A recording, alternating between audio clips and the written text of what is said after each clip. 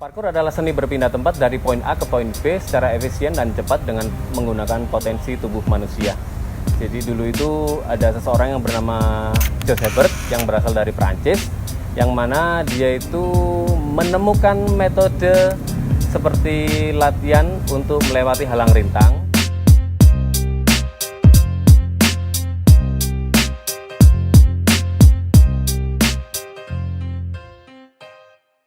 Pada tahun 90-an, ada seorang pemuda bernama David Dell yang mana dia itu akhirnya mengembangkan metode natural tersebut ditambah dengan pelatihan pemadam kebakaran yang terinspirasi dari ayahnya Raymond Bell.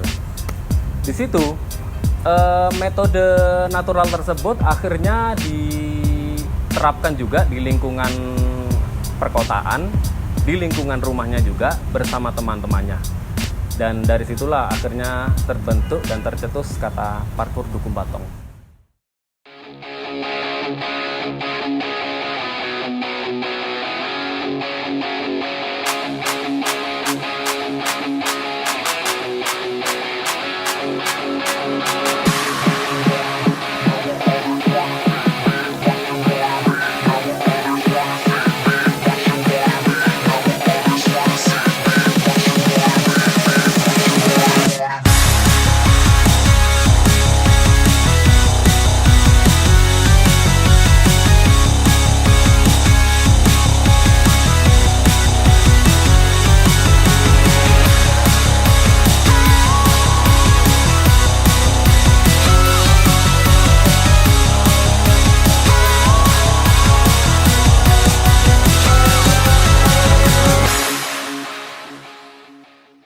Mungkin jadi pertanyaan juga ya, apakah boleh anak kecil latihan parkour?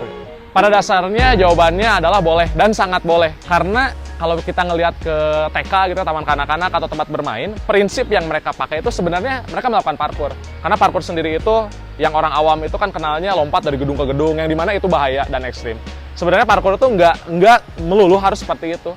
Prinsip dasarnya adalah berpindah tempat dari poin A ke poin B secara cepat, aman, dan efisien. Dan berpindah tempat itu udah dipelajarin anak-anak di TK. Jadi apa yang anak-anak lakuin itu ya pada dasarnya mereka udah melakukan parkour. Hanya saja mungkin di parkour secara nama ya kita melatihnya lebih terarah, lebih terstruktur. Yang akhirnya ya ini bisa dimanfaatkan untuk tes motorik dia.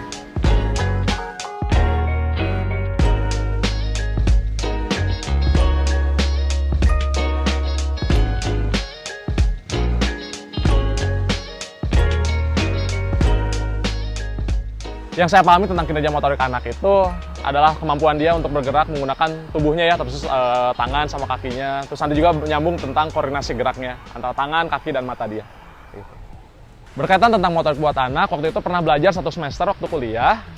Kalau nggak salah judulnya itu TGMD, Test Gross Motoric Development. Kalau nggak salah kepanjangannya itu. Intinya dalamnya itu membahas tentang gimana caranya meningkatkan motorik untuk anak dan seberapa penting motorik itu untuk anak. Nah, yang bisa dikembangkan melalui banyak hal sebenarnya kayak bermain, atau misalkan kayak main bola juga, puzzle, dan salah satunya itu dengan cara parkour juga. Karena parkour pun berkaitan erat dengan gerakan-gerakan untuk anak-anak.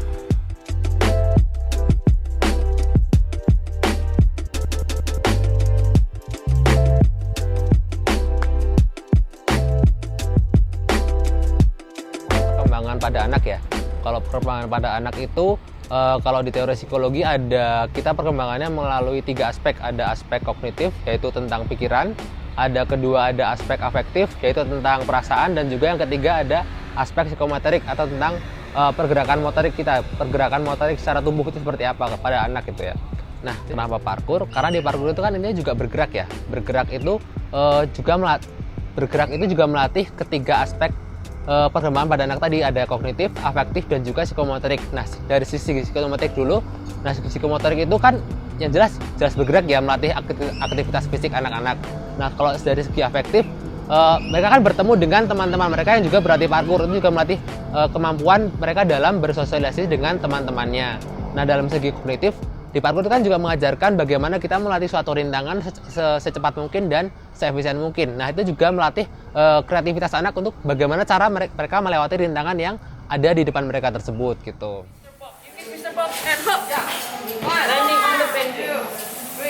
Coba, J, go J. Hop, good. Next, closer, and kick it. Tidak. Khalid, Amar sendiri sekarang ya. Ayo. Balance sendiri. Kayak gitu. Stretch your leg. Metode latihan parkour untuk anak, kalau dari gue sendiri ngasih metode berdasarkan long term athlete development. Jadi long term athlete development itu adalah sebuah metode untuk memberikan pelatihan olahraga berdasarkan jenjang umurnya. Perkembangan, kita lihat dari perkembangan umur anaknya. Kalau umur yang 5 sampai 7 tahun, kita kasihkan basic, motorik, koordinasi, kesadaran untuk mereka memahami gerakan, mana melompat, mana meluruskan, menguatkan badan. Jadi mereka diajarkan untuk itu. Lalu setelah umur 7 tahun ke 9 tahun, itu kita baru berikan teknik-teknik parkour basic dasarnya. Lalu meningkat, semakin berjalan umur juga nanti porsinya akan lebih beda lagi, objektifnya akan beda lagi. Jadi kurang lebih seperti itu sih.